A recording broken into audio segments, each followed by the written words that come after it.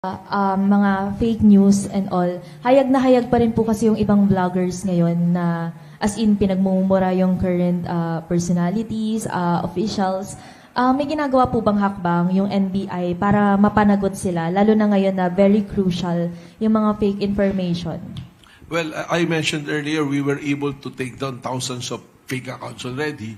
Those identified accounts na talagang sa kanila, sila yung may-ari, we are pursuing them. May mga subpoena kaming inisyo. Actually, every week may inisyo kaming subpoena, which is part of the due process. Kailangan namin silang pasagutin, imbestigahan, and eventually, yung case, pag nabuo namin, there will be an affidavit of investigation which will be used to file cases before the DOJ or the prosecutor's office kung saan namin ipapasok.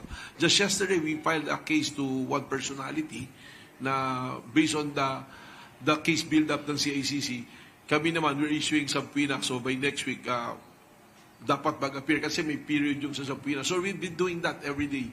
Actually, kayo rin, if you're been a victim ng, we put up a hotline, we put up an email address where you can send your complaint. But we will invite you personally sa opisina rin namin to sign the complaint affidavit for purposes of pursuing and prosecuting the personalities involved.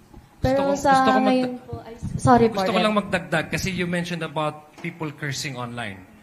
Lahat kami, we actually received our fair share of trolling and bashing.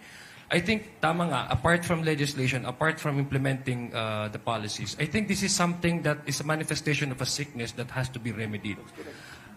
As public officers, and especially lawmakers, and for public officials, no, I think we need to, apart from exercising our duty as public officers, we also have to maintain ourselves in such a way that would bring good examples to the people.